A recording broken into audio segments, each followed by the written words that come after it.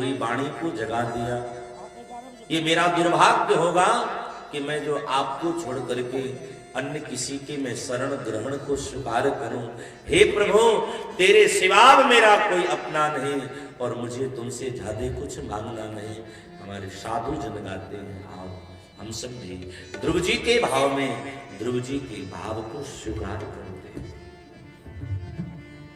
नहीं मांगते तुमसे कोई खजाना, नहीं मांगते तुमसे कोई खजाना, नहीं मांगते तुमसे कोई खजाना, नहीं मांगते तुमसे कोई खजाना। अपनी शरण में, अपनी शरण में जड़ा दो ठिकाना, नहीं मांगते मुझसे कोई खजाना, नहीं मांगते तुमसे कोई खजाना।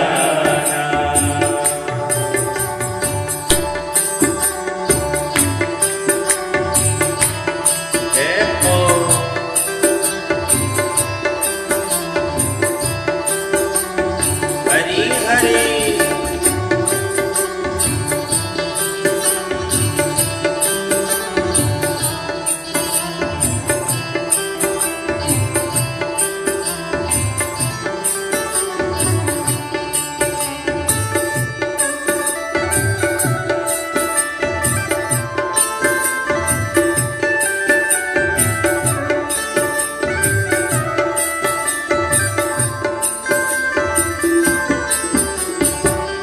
बिना मांगे तुमने इतना दिया है, बिना मांगे तुमने इतना दिया है, मेरी हर खुशी को पूरा किया है, मेरी हर खुशी को पूरा किया है। बिना मांगे तुमने इतना दिया है, मेरी हर खुशी को पूरा किया है। नहीं मुझको अपने, नहीं मुझको अपने दिल से भुलाना, नहीं मांगते तुमसे कोई खजाना, नहीं मांगते तुमसे कोई खजाना। हरी हरी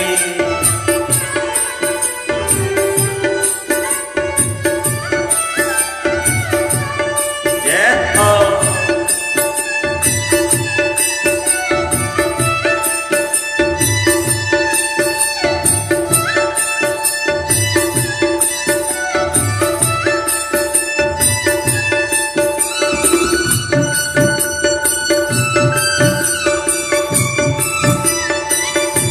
श्री राधे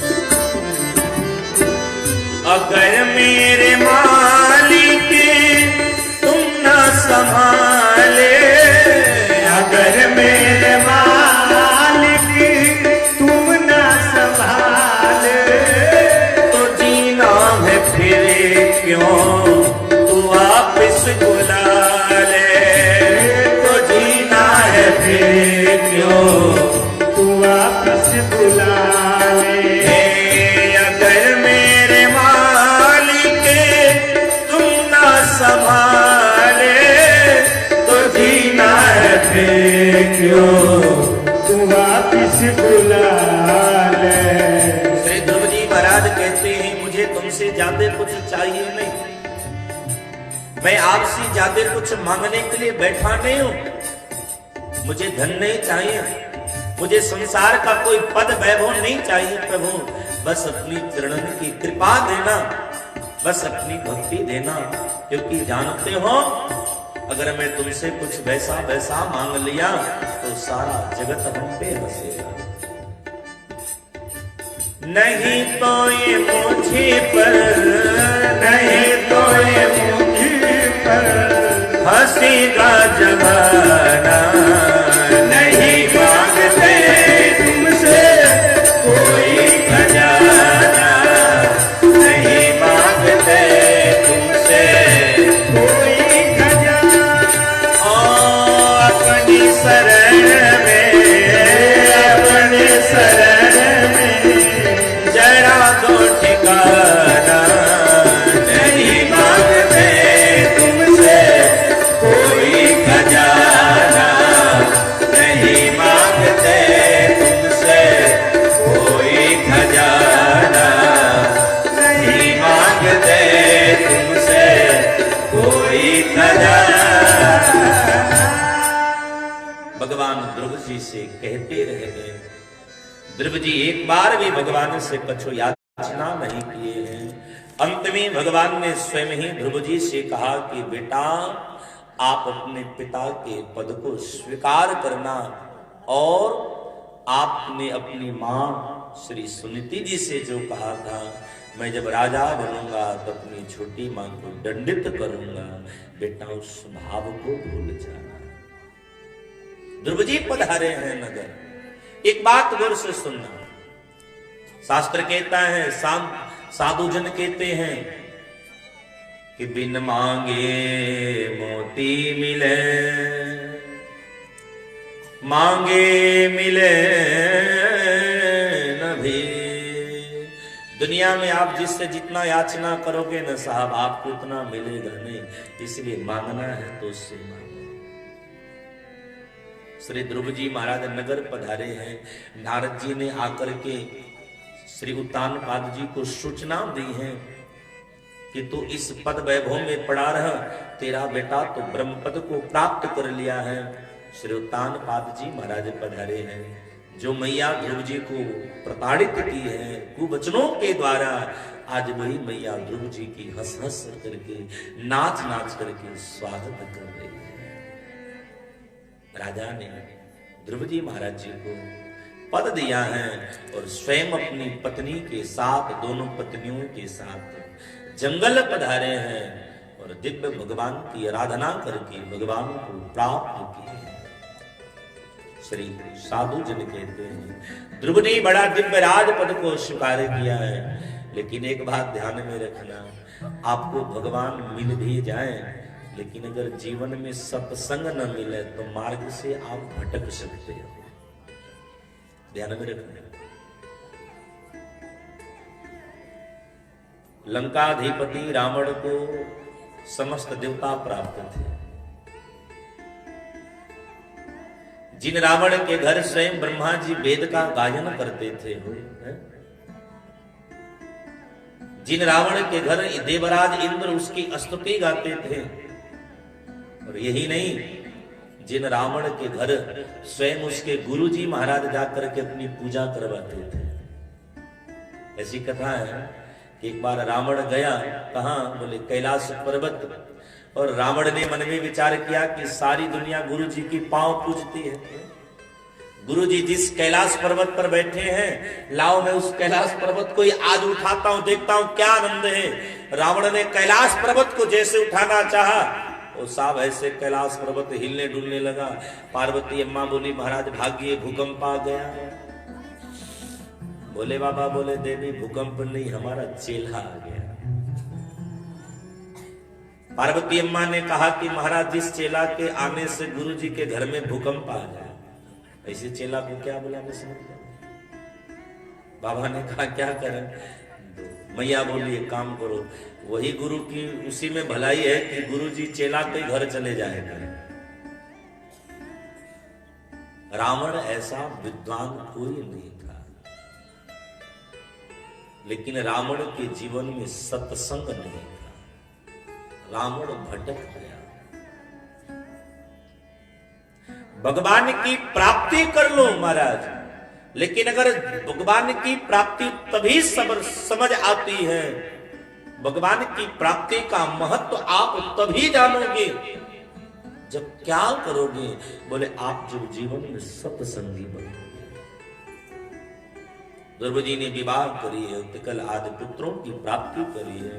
एक समय की बात है कि ध्रुव जी के छोटे भाई श्रीमान उत्तान श्री उत्तम जी महाराज यक्षों की बगिया में गए हैं, थोड़ा उदंडता करे हैं और यक्षों के द्वारा मृत्यु को प्राप्त किए।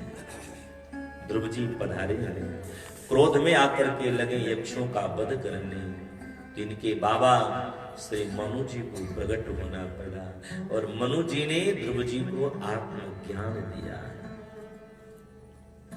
ध्रुव जी ने 60,000 वर्ष तक इस पृथ्वी पर शासन करी।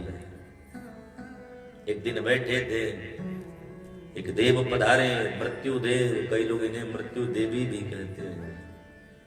उन्होंने कहा कि आप हमारा वर्णन करें या मैं आपका वर्णन करूं, क्योंकि भगवान के दूत पधारे थे। वो दिव्य सिंहासन को लेकर के, विमान को लेकर के आप चलो, भगवान ने आपके लिए एक लोक बनाई है, जिस लोक का नाम है ध्रुव अचल लोक। ध्रुव जी उस विमान में बैठने वाले थे, ये पधारे, और ये ध्रुव ही एक ऐसा है जिसके ऊपर भगवान की कृपा है। ध्रुव जी महाराज ने मृत्यु के भी ऊपर विजय प्राप्त कर लिया और विमान में रूढ़ होकर के सशरीर पधारे। वो स्वामी जी ने रचना करी है श्रीमद् रामचरितमानस में। ध्रुव सगला ने जप्यो हरि नामो, ध्रुव सगला ने जप्यो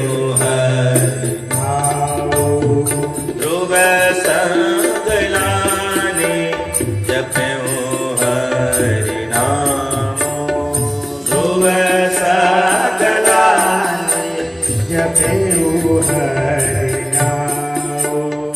आवा अचल अनुपम ठाओ, आवा अचल अनुपम ठाओ, अनुपम ठाओ, अनुपम ठाओ। ध्रुव जी महाराज सशरीर पधारे हैं। इन्हीं के वंश में अंग अंग के बेन एक नंबर के अधर्मी थे। साधुओं के द्वारा श्रापित होकर के बेन का मृत्यु भया। इनके शरीर को मथा गया तो मथने के द्वारा श्रीमान पृथु जी महाराज प्रकट हुए, श्री अर्ची देवी के साथ प्रकट हुए। पृथु जी ने देखा कि सारे पृथ्वी उसर हो गई है, तो पृथ्वी का वध करने के लिए श्री पृथु जी महाराज ने जैसे धनुआ के तरकस पे वो अपनी बाण चढ़ाई है, पृथ्वी गाय बन करके प्रकट हुई। बोली पाप आप करते हो, दोष हमको देते हो, मेरा दोहन करो। फिर विंध्य पर्वत को बछड़ा बनाया गया है और पृथ्वी जो गाय का रूप धारण की थी, अपने दूध के द्वारा संसार की सारी औषधियों को हम सबको प्रदान कर दी है। श्री पृथु जी महाराज यज्ञ कर रहे थे, अश्वमेध महायज्ञ कर रहे थे। देखो शास्त्र कहता है कि कोई जीव 100 यज्ञ कर ले ना तो देवराज इंद्र के पद का अधिकारी होता है। देवराज डर गए, इनके यज्ञ के 99 यज्ञ के घोड़े को ही लेकर के भागने लगे चुरा करके। तो पृथु जी महाराज जी का जो पुत्र था देवराज इंद्र से लड़ करके जीत करके उस घोड़े को लेकर के आया, उसी बालक का नाम विजिताश्व पड़ा। इनके यज्ञ मंडप में भगवान पधारे हैं। भगवान ने पृथु जी महाराज जी से वरदान देने की जब कही, बेटा तुम कोई वरदान मांग लो। पृथु जी ने कहा का मांगू कछु थीर न रहे, देखत नैना जगत चल गए। क्या मांगा? कबीर जी ने वो लिखा है ना साहब, का मांगू कछु थिर न रहे, देखत नैना जगत चल गए। क्या मांगे मारा, सब चलने वाली है, संसार भी चलने वाला है। किसी ने कहा बेटा मांग लो, बोले बेटा मांग लो। 1 लाख पूत 1.25 लाख नाते, तारा बड़ घर दिया न बाते। महाराज बेटा मांग के क्या करें, धन मांग के क्या करें। भगवान ने कहा कुछ तो आपको मांगना पड़ेगा। श्री पृथु जी ने कहा बस अगर प्रसन्न हो तो बस एक वरदान देना। क्या, अगर आप प्रसन्न हैं तो केवल एक वरदान दो। क्या, मेरे 2 कानों में 10,000 कानों की शक्ति हो जाए। कब, जब आपकी कथा कही हो तब, क्योंकि आपकी कथा को सुनकर के मन तृप्त नहीं होता। ध्यान से सुनना।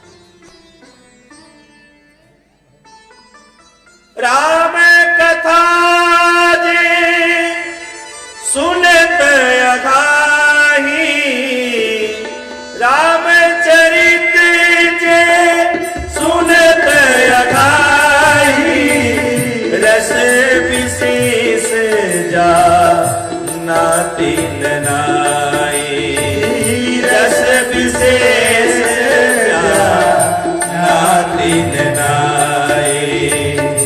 जिन हरि कथा सुनी नहीं काना, जिन हरि कथा सुनी नहीं काना, श्रवण रंध्र यही भवन समाना, श्रवण रंध्र यही भवन समाना, श्रवण रंध्र यही भवन समाना, श्रवण रंध्र यही भवन समाना। साधु जन कहते रामचरित जे सुनत अघाही, रस विशेष जाना तिन नाही। जो कोई भगवान की कथा को सुन करके यह कह दे बस बस अब तो हो गई, मैंने बहुत सुन लिया, अब और कोई शेष नहीं बचा है, समझना वो कुछ जानता ही नहीं, कुछ सुना ही नहीं। रस लेना है ना, मुहुर हो रसिका भुवि भावुका। बार बार जब सुनने की मन होवे तब समझना कि हम कथा के बारे में अब आ रहे हैं। एक बार हम गुना गए थे मध्य प्रदेश में, वहां एक मिश्रा परिवार में कथा हो रही थी। तो पंडित जी, क्योंकि वहां पे लिखा था 21वीं, तो मैं नहीं समझ पाया। मैंने समझा कि लग रहा है 21वीं वर्षगांठ पर मैं आया हूं कथा करने। मैंने कहा महाराज 21वीं का मतलब क्या है? बोले इससे पहले 20 कथा हो चुकी, 21वीं कथा आप कहने आए। हमने कहा यहाँ तो लोग एक नहीं सुनते हैं। बोले महाराज मेरा मन है कि जब तक जीव सुनता, हर साल में सुनता हूं, मैंने ये प्रण रखी है। शरीर में अगर जब तक शरीर में श्वास आ रहेगी, मैंने प्रण कर रखी है 51 वर्ष तो कथा सुनने ही सीखना। ये 21वीं वर्ष, 30वीं बाकी है। बार बार जब सुनने का मन होवे ना, तब समझना कि हम भगवान की तरफ अब आ रहे हैं। भगवान ने प्रभु जी के ऊपर कृपा करी है। इन्हीं के वंश में एक राजा भय हैं श्रीमान प्राचीन बरहिर जी महाराज, जिनको श्री नारद जी ने दिव्य ज्ञान दिया। जिन श्री प्राचीन बरहिर जी महाराज ने इतना यज्ञ किया है, आप सभी गौर से सुनना, इतना यज्ञ किया है, इतना यज्ञ किया है कि सारी पृथ्वी को कुशाओं से पाट दिया, लेकिन प्राचीन बरहिर जी को थोड़ा भी आत्म शांति ना मिली। नीति कहती है जिस कर्म से आत्म शांति न मिले, समझना उस कर्म में कोई ना कोई कहीं ना कहीं त्रुटि है साहब। प्राचीन बरहिर ने बड़ा यज्ञ किया है। एक बार इनकी यज्ञ मंडप पर श्री देवर्षि नारद जी का आगमन हुआ। देवर्षि नारद जी को जैसे प्राचीन बरहिर जी ने देखा तो नारद जी को प्रणाम किया है। नारद जी ने कहा, राजन आप तो बड़े अभागे हो। प्राचीन बरहिर ने कहा, यज्ञ करने वाले कभी अभागे नहीं होते, आपको नहीं पता है। श्री नारद जी ने कहा कि लाला आप यज्ञ तो कर रहे हो, लेकिन आपका यज्ञ करने का तरीका बड़ा अलग है। जोर से बोलो जय सिया राम। सभी बोलिए जोर से जय सिया राम। जो ना बोले जोर से जय सिया राम, एक नंबर का नमक हराम। साफ जोर से बोलो जय सिया राम। सब करना पर नमक हरामी मत करना। राम राम बोलते रहो। हमारे अयोध्या में एक बाबा थे, वो बोलते थे राम राम बोलो नहीं तो सभा में से डोलो, फालतू के कचरा इकट्ठा करने का क्या मतलब। राम राम कहते रहो, ठंडक नहीं लगेगी। प्राचीन बरहिर जी महाराज मार्ग से भटक गए थे, यज्ञ कर रहे थे और यज्ञ में पशुओं की आहुति चला रहे थे, पशुओं की मांस की हवन कर रहे थे। श्री देवर्षि नारद जी ने कहा कि लाला कहीं नहीं लिखा है कि पशु के मांस के द्वारा हम हवन करें। प्राचीन बरहिर जी ने कहा, मैंने पढ़ा, देखो एक बड़ी पुरानी कहावत है, अधगल गगरी छलकत जाए। आधा ज्ञान बड़ा खतरनाक होता है, तो परमाणु बम से भी ज्यादा होता है खतरनाक। कहीं एक लोग कोई कहे पढ़ लिया था, मंदिर में पूजा मत करो। अब गांव में हल्ला कर रहा था, मंदिर में पूजा मत करो, मंदिर में जाकर के पूजा मत करो, मंदिर में जाकर के पूजा मत करो। एक ने कहा क्यों ना करें, उसने कहा इतना हम पढ़वे किए, आगे हम पढ़ने का मौका ही नहीं मिला। तो दूसरे ने एक तमाचा मारी, बोले आगे लिखा है जब अशुद्ध रहो तो मंदिर में जाके पूजा मत करो। आधा ज्ञान बड़ा खतरनाक होता है। प्राचीन बरहिर ने कहा, मैंने पढ़ा है, शास्त्र कहता है पशुनाम आलभेद, पशुओं का वध करके हवन करो, मैंने पढ़ा है। राजा ने राजा की बात को सुन करके देवर्षि नारद बोले, तो ज्ञान यहां धरा है, बैठाइए बैठे। आलभेद का अर्थ काटना नहीं होता है, संविधान से सुना। इसमें हमको लगता है इतने लोग बैठे हैं तो 90% तो होंगे जो मांस वांस खाते होंगे, वो तो होंगे ही होंगे। क्योंकि आजकल तो डॉक्टर भी कहते हैं अगर ज्यादा जीना है तो मांस खाइए, डॉक्टर भी कहते हैं। उन डॉक्टरों को नहीं पता है। देखो एक बात कहते हैं, होता है ना गोल गोल सफेद वाला, नहीं कहेंगे व्यास मंच से, पर आप जानना गोल गोल सफेद वाला, वो 100 खाओ, नहीं विश्वास हो तो 1 हफ्ते करके देख लेना। वो 100 खाओ, और हमारा आयुर्वेद कहता है मेरा 1 आंवला खाओ, 1 बराबर ताकत मिलेगी। और अपनी हम पद्धति की तरफ जा ही नहीं रहे महाराज। आज आप सबने कभी देखा है कि मांस खा के कोई कूद पाता है? क्योंकि मांस गरिष्ठ होता है। कोई भर पेट मांस खा ले, उससे कहो कूदो, तो ऐसे पेट पकड़ करके बैठ जाएगा, बोला बड़ा दर्द हो रहा है, मैं नहीं कूद पाऊं। बोलो सही। लेकिन गाय के बछड़े को देखो, भर पेट दूध पीता है, पूरे गांव में कूदता है। स्वस्थ रहना है तो इन सब चीजों से एकदम दूर रहो। ध्यान में रखना, बुद्धि को ठीक रखना है, इसको ठीक रखना है, एकदम इन सब चीजों से दूर हो, शुद्ध सात्विक शाकाहारी बन के जियो। नारद जी ने कहा कि लाला आलभेद कर्त काटना नहीं होता है, स्पर्श करना होता है। देखो विवाह होता है ना, हो तो विवाह में वो एक नियम होता है ना, सिंदूरदान से शायद पहले का नियम है। आचार्य जी कह रहे हैं हाँ, क्योंकि विवाह के कर्म कांड के बड़े मूर्धन्य पंडित हैं। हम तो यहाँ केवल मंच के पंडित हैं, लेकिन ये तो इसके बाद हर चीज के पंडित हैं। अभी हम लोग कुछ फंसते हैं तो इनसे प्रश्न करते हैं, महाराज ये बताइए क्योंकि इज्जत जा रही है, तो ये वही से सब बताते हैं। सिंदूरदान से पहले पंडित जी महाराज कहते हैं ततः बरह कन्यकाः हृदयम आलभेत। ध्यान से सभी सुनना, अगर आलभेत का अर्थ काटना होता तो पंडित जी कहते दुल्हा उठे तलवार लें और कन्या के पेट में घोप दें तो विवाह उनके मौसी के साथ करेंगे। ये है ना ऐसा। ततः बरह कन्यकाः हृदयम आलभेत। जब दुल्हा ही पत्नी के पेट में छुरा घोप देगा तो विवाह दुल्हन के मौसी के साथ करेगा। आलभेत का अर्थ स्पर्श करना होता है।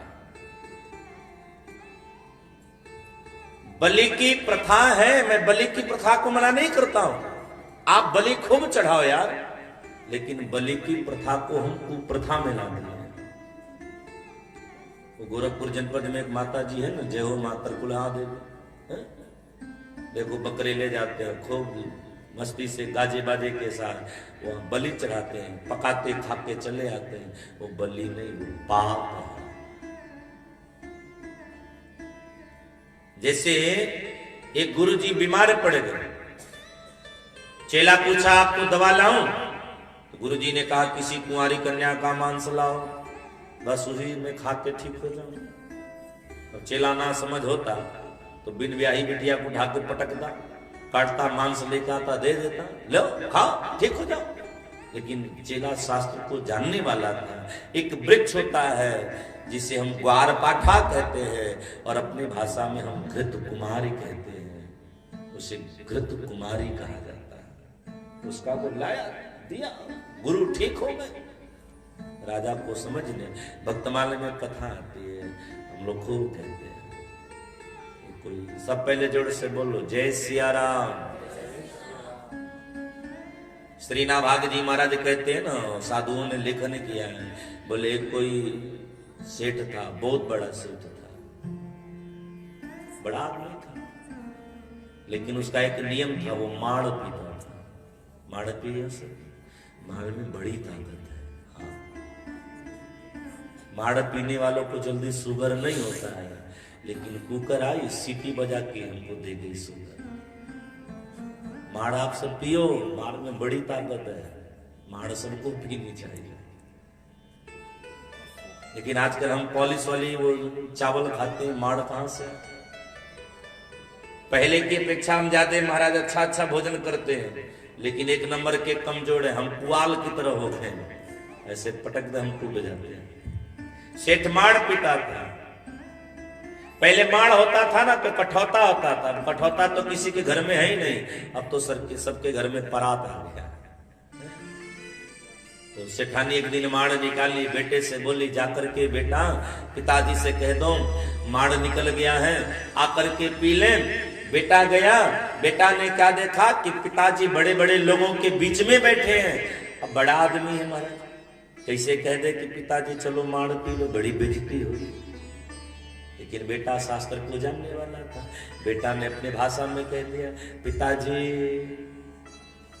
अभी सूचना मिली है चावलपुर से मांडू साहब आए हैं, कटवत घाट में बैठे हैं, चल करके मिल लीजिए, नहीं तो धीरे धीरे शीतलपुर को चले जाएंगे।